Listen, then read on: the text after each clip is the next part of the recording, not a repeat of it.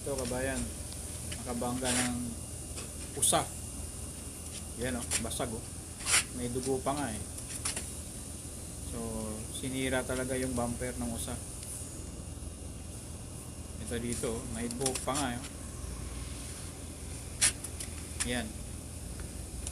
So, 2021 na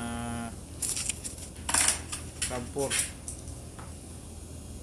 So, tatanggalin natin yung bumper.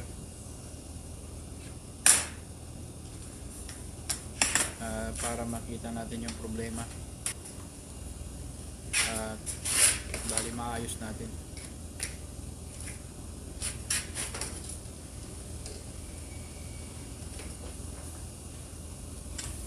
Ito talagang naputol na.